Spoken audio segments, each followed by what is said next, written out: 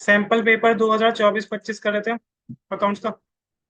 इसके कुछ important questions, जिसमें कि आज है पहला question, question number 9। Question number 9 में क्या दे रखा है? तीन पार्टनर से इक्का दुक्का तिक्का, रेशियो क्या है? 2:2:1। फिक्स्ड कैपिटल बैलेंस कितना दे रखा है? 5 लाख, 4 लाख, 3 लाख रिस्पेक्टिवली। प्रॉफिट कितना दे रखा है? 84,000, डिस्ट्रीब्यूटेड विदाउट प्रोवाइडिंग आईओसी। इसका मतलब किस चीज का है ये? एडजस्टमेंट टेबल बनेगी और एडजस्टमेंट एंट्री पास होगी। आईओसी देना भूल गए तो क्या करेंगे? पहले प्रॉफिट को रिवर्स करेंगे। प्रॉफिट जो दे दिया उसको क्या करेंगे? रिवर्स करेंगे, मतलब डेबिट। फिर आईओसी देंगे पार्टनर्स को, तो क्या करेंगे? क्रेडिट। फिर करेक्ट प्रॉफिट या लॉस क्या करेंगे? डिस्ट्रीब्यूट करेंगे। अब देखो एमसीक्यू में इतना बड़ा क्वेश्चन दे दिया, मतलब समझ आया? एक बार से ट्राई करके देखो क्या आंसर आता है। जब एडजस्टमेंट एंट्री पास करेंगे तो कौन सी एंट्री सही है? टी का डेबिट होगा, क्रेडिट होगा, और कितने से होगा, ये पूछा है। एडजस्टमेंट टेबल बनाएंगे, इक्का दुक्का टीका और फॉर्म। सबसे पहले जो गलत प्रॉफिट दिया है उसको रिवर्स करेंगे। 84,000 को 2:2:1 में करो डिस्ट्रीब्यूट। 84,000 था ना प्रॉफिट, कितना कितना आ रहा है?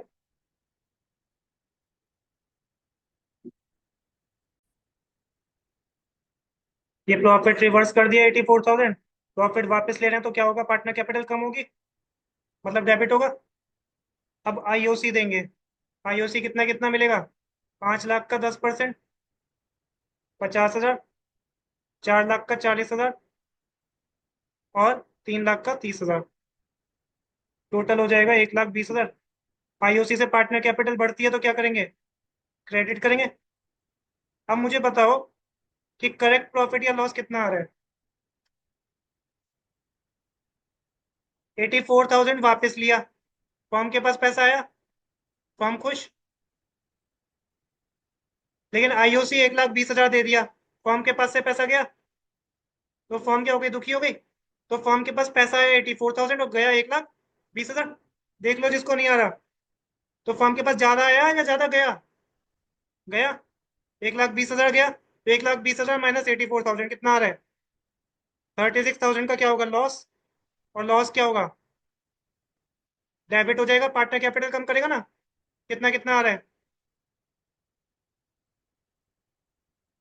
यही आ रहा है, 14,400। और ये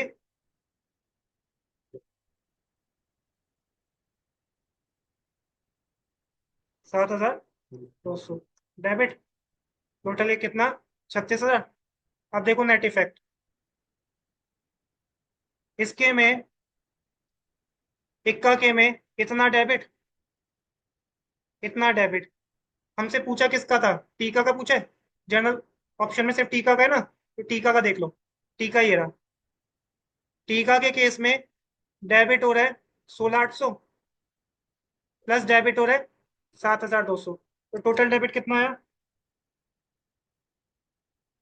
ये करो, 16,800 प्लस 7,200, 24,000 का डेबिट है। और क्रेडिट कितना है? 36,000 का। 30,000 का क्रेडिट है। तो हमारा क्या बचा? 6,000 का बच गया क्रेडिट। 6,000 का बच गया हमारा क्रेडिट। तो आंसर क्या हो जाएगा हमारा? C part. समझ आ रही है? कोई डाउट इसमें? ठीक है भाई। समझ आएगी ऑनलाइन वालों को भी? Question number 16। String and kite दो पार्टनर है, 5:3 की रेशियो है। स्पिनर को नया पार्टनर एडमिट किया। स्ट्रिंग सेक्रीफाइस 1/4, वर्ड क्या दे रखा है? From his share. And kite sacrifice 1/6 of his share. New ratio निकाल लिया है। मैंने बताया था अगर फ्रॉम वर्ड दे रखा है तो ऑलरेडी क्या दे रखा है? सेक्रीफाइस दे रखा है, ऑलरेडी सेक्रीफाइस गिवन है। ऑफ वर्ड दे रखा है तो पहले मल्टीप्लाई करते हैं एंड देन क्या करते हैं? माइनस करते हैं। अब देखो, पहले देख लो, स्ट्रिंग का शेयर अपना 5/8 है, उसमें से फ्रॉम वर्ड दे रखा है ऑलरेडी, कितना सेक्रीफाइस कर रहा है 1/4। लेकिन काइट की बात करें तो kite 1/6 of his share, kite का कितना शेयर है 3/8 इंटू उसका 1/6, जो ये वैल्यू आएगी ये क्या होगा, सेक्रीफाइस होगा। जब ऑफ दे रखा होता है तो ओल्ड जो शेयर होता है ना, उससे क्या करते हैं मल्टीप्लाई करते हैं, वो सेक्रीफाइस आता है। फ्रॉम वर्ड दे रखा होता है तो ऑलरेडी क्या दे रखा होता है, सेक्रीफाइस ऑलरेडी दे रखा होता है। यहाँ पे दोनों चीजें, इन्होंने ऑफ और फ्रॉम के ऊपर क्वेश्चन पूछ लिया। स्ट्रिंग और काइट की ओल्ड रेशियो है 5:3। अब सेक्रीफाइस निकालो, तो स्ट्रिंग का सेक्रीफाइस तो दे रखा है 1/4, और काइट का सेक्रीफाइस हो जाएगा 3/8 इंटू 1/6। ये कितना आएगा 48, 3/48। ये याद है, यही होगा ना, 3/48। अब मुझे ये बताओ कि जो नया पार्टनर आ रहा है उसका नाम क्या है, स्पिनर। स्पिनर का शेयर कितना होगा, स्पिनर का गेन, ये सेक्रीफाइस जितना कर रहे हैं उसको मिला के उतना शेयर उसे मिल रहा है, तो स्पिनर को गेन कितना हो रहा होगा 1/4 प्लस 3/48, यही होगा ना। तो 48, 12 प्लस 3, 15/48। भाई जितना ये सेक्रीफाइस कर रहे हैं स्ट्रिंग और किंग, स्ट्रिंग और काइट, उतना ही तो स्पिनर को शेयर मिल रहा होगा, स्पिनर उतना गेन कर रहा होगा। ये इसका क्या आ गया, गेन आ गया। अब हमसे क्या पूछा था, न्यू रेशियो पूछा था। हम्म हम्म तो न्यू रेशियो क्या फॉर्मूला होता है, सेक्रीफाइसिंग रेशियो होती है old ratio minus new ratio. तो न्यू रेशियो को क्या कह सकते हैं, old ratio minus sacrificing ratio. निकाल दो अब इसे। स्ट्रिंग का ओल्ड कितना था 5/8, माइनस सेक्रीफाइस कितना है 1/4, कितना आ रही, एलसीएम ले लो ना, 5 - 2, 3/8। दूसरा, काइट का ओल्ड रेशियो क्या थी 3/8, 5:3 था, माइनस सेक्रीफाइस कितना कर रहा है 3/48। एलसीएम ले लो,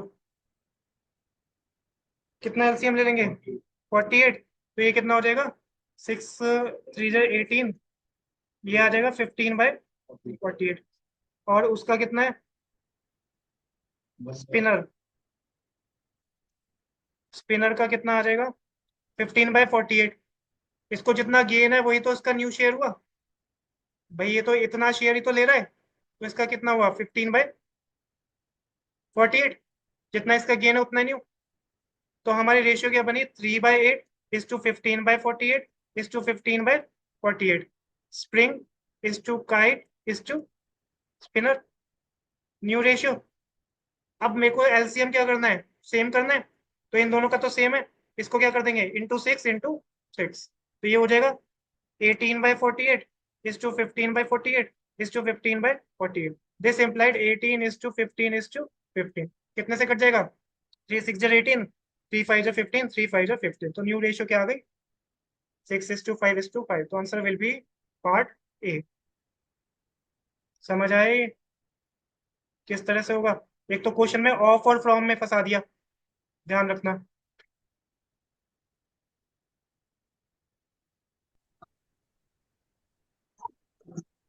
एक और क्वेश्चन दे रखा है, अमित एंड कार्तिक, दो पार्टनर्स है, profit and sharing, profit and loss की शेयरिंग रेशियो क्या है, पीएसआर इक्वल है 1:1। एडमिट करना चाह रहे हैं अमित को, they decided to admit Saurabh, Saurabh को एडमिट करना चाह रहे हैं for an equal share in the profit. Saurabh को भी कितना शेयर देंगे, इक्वल शेयर देंगे, ठीक है। Goodwill of the firm is to be valued 4 year purchase of super profit, कौन सा मेथड यूज करना है, सुपर प्रॉफिट मेथड यूज करना है। कैपिटल अकाउंट दे रखा है, creditor, general reserve, bills payable, asset side है, fixed asset, furniture, stock, debtor, cash. Normal rate of return 12%, average profit for the last 4 years 30,000। अब देखो एवरेज प्रॉफिट तो निकाल के दे दिया, आसान है। सौरभ का शेयर ऑफ गुडविल निकालना है, जो नया पार्टनर है ना उसका शेयर ऑफ गुडविल निकालना है। मतलब एक तरह से ये कह सकते हैं प्रीमियम फॉर गुडविल निकालना है। प्रीमियम शेयर ही तो होता है पीएफजी एडमिशन के केस में। तो सुपर प्रॉफिट मेथड से गुडविल का फॉर्मूला क्या होता है? Super profit into number of year purchase. Super profit कैसे निकलता है?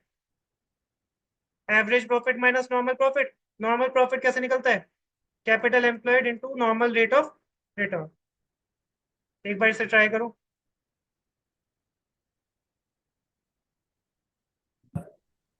1,40,000। ये गलती कर देते हैं बच्चे। कैपिटल एम्प्लॉयड सब समझेंगे कि 1,40,000 है, जबकि कैपिटल एम्प्लॉयड दो साइड से निकलती है, असेट साइड और लाइबिलिटी साइड। मैंने क्या बताया था? अगर लाइबिलिटी साइड से निकाल रहे हैं तो कैपिटल में क्या प्लस करते हैं हम? रिजर्व जितने भी होते हैं वो क्या करते हैं? प्लस करते हैं। लिख लेना। अगर लाइबिलिटी साइड से निकाल रहे हैं तो कैपिटल में क्या प्लस करते हैं? रिजर्व। तो कैपिटल एम्प्लॉयड होगी 1,40,000 प्लस 20,000, 1,60,000। यहाँ पे बच्चे गलती कर देते हैं, 1,40 ले लेते हैं। समझ आया? तो इस चीज को ध्यान रखना। हम्म।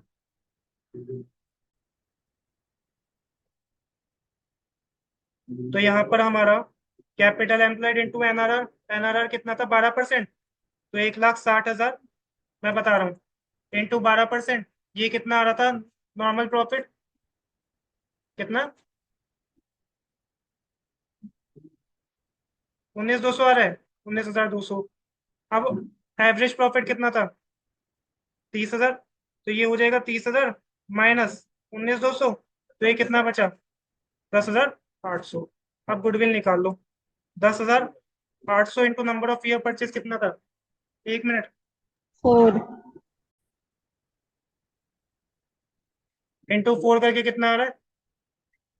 43,200। अब उसमें किसका शेयर निकालना है? नए पार्टनर का कितना है?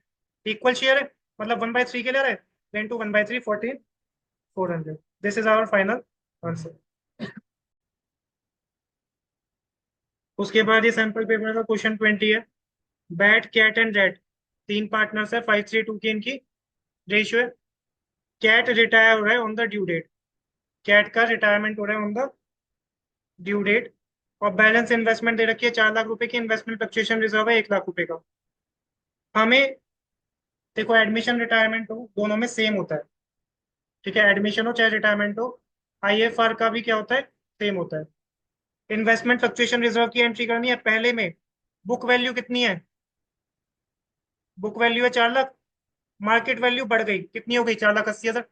दूसरे में मार्केट वैल्यू गिर के हो गई 4 लाख से 3,80,000। तीसरे केस में 2,90,000। अब बच्चे कहेंगे सर सेकंड और थर्ड केस में दोनों सेम तो है, मार्केट वैल्यू कम ही तो हो रही है।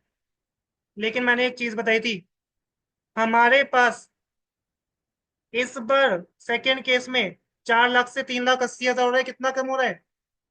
20,000 से वैल्यू कम हो रही है।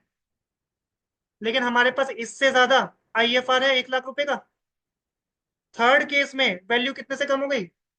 4 लाख से 2,90,000, मतलब कितनी हो गई? 1,10,000। इस बार जितना आईएफआर था उससे भी ज्यादा क्या हो गया? डाउनफॉल हो गया। आईएफआर से ज्यादा भी क्या हो गया? डाउनफॉल हो गया।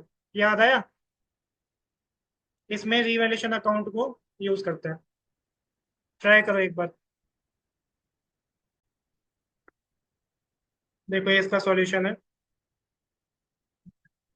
पहले केस में हमारा इन्वेस्टमेंट बढ़ रही है, 4,80,000 हो रही है। और आईएफआर कितना है? 1 लाख। असेट बढ़ती है तो डेबिट होती है, घटती है तो क्रेडिट होती है। इन्वेस्टमेंट असेट है। आईएफआर, इन्वेस्टमेंट हमारी बढ़ रही है तो आईएफआर यूज नहीं होगा। आईएफआर यूज नहीं होगा। आईएफआर कब यूज होता है? इन्वेस्टमेंट फ्लक्चुएशन रिजर्व, जब वैल्यू क्या होती है? कम होती है। आईएफआर कब यूज होता है? जब वैल्यू कम होती है। किसकी? इन्वेस्टमेंट की।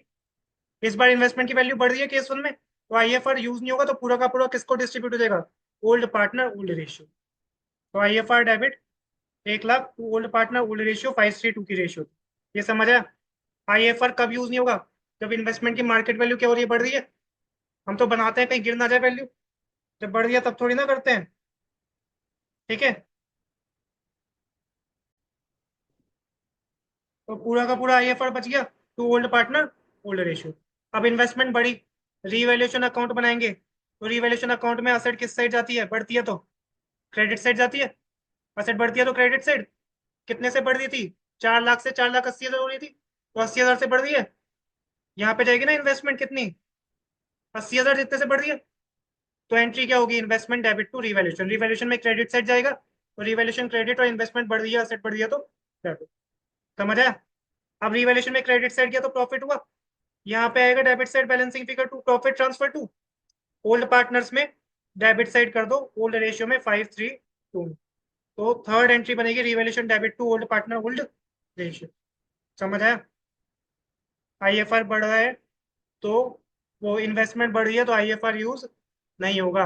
ओल्ड पार्टनर में ओल्ड रेशियो में डिस्ट्रीब्यूट कर दो, इन्वेस्टमेंट बढ़ी तो इन्वेस्टमेंट डेबिट टू रिवैल्यूएशन, और क्योंकि प्रॉफिट है तो revaluation to old partner old ratio. Second case में वैल्यू 3,80,000 हो रही थी 4 लाख से, तो आईएफआर डेबिट 1 लाख से ही होगा। टू इन्वेस्टमेंट, इन्वेस्टमेंट गिर रही है, 4 लाख से 380 हो रही है, तो कितने से कम हो रही है, 20,000। 1 लाख का आईएफआर बनाया, 20,000 यूज हो गया, कितना बचा आईएफआर, 80,000 बचा। 80,000 कर दो to old partner old ratio, to old partner old ratio. तीसरा केस, वैल्यू गिर रही है लेकिन 1,10,000, जबकि आईएफआर कितना है, 1 लाख। थर्ड केस में क्या करेंगे, IFR debit 1 lakh to investment, investment कितने से गिरी, 1,10,000। जब भी बैलेंसिंग फिगर डेबिट में आती है, WCR में भी बताया था, जब भी बैलेंसिंग फिगर किस में आती है, डेबिट में, तो क्या करते हैं, रिवैल्यूएशन अकाउंट डेबिट। ये एक तरह से फर्म को क्या है, लॉस है। ये क्या है, लॉस है, क्योंकि वैल्यू 1,10 से गिर रही है, आईएफआर सिर्फ कितना है, 1 लाख, तो 10,000 का क्या हो गया, लॉस हो गया। समझ आया। रिवैल्यूएशन जब भी बैलेंसिंग फिगर में आ रहा है तो क्या हो जाएगा, जब भी बैलेंसिंग फिगर डेबिट में आ रही है तो क्या हो जाएगी, रिवैल्यूएशन। लॉस हो गया, लॉस से पार्टनर की कैपिटल बढ़ेगी घटेगी, घटेगी। तो next entry old partner capital debit to revaluation, 10,000 का loss, old partner old ratio 5:3। समझ आए, समझ आया।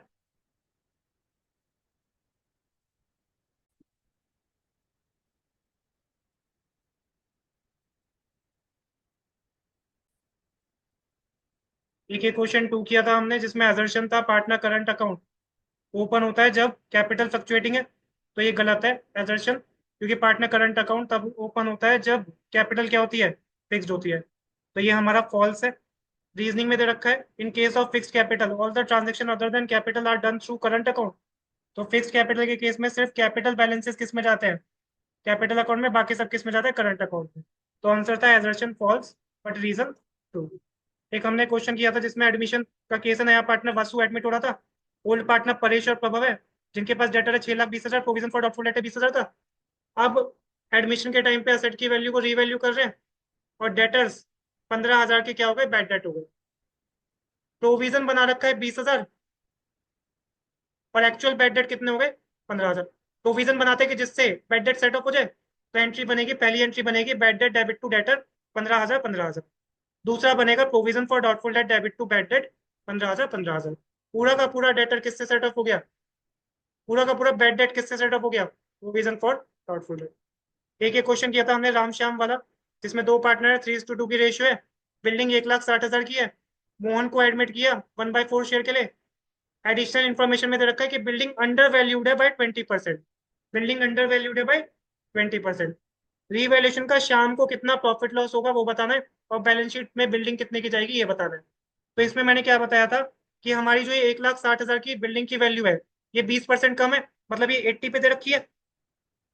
ठीक है, टोटल कितनी होनी चाहिए, 100 पे, तो डिवाइडेड बाई 80 × 100। सही वैल्यू 2 लाख है, हमें कितनी दे रखी है बिल्डिंग की, 1,60,000, तो बिल्डिंग की कितनी की वैल्यू कम है हमारी, 40,000। बिल्डिंग को बढ़ाना है, रिवैल्यूएशन अकाउंट में क्रेडिट साइड कर दो 40,000, उससे हमें क्या आएगा, प्रॉफिट आएगा, ओल्ड पार्टनर ओल्ड रेशियो में डिस्ट्रीब्यूट कर दो। तो ये आ जाएगा शाम का प्रॉफिट 16,000, और बिल्डिंग को रिवैल्यू करेंगे 2 लाख रुपए में। तो आंसर आया था इसका सी पार्ट। ठीक है, इसकी अलग से रिकॉर्डिंग भी कर रखी है जिसमें ये पूरा समझाया हुआ है।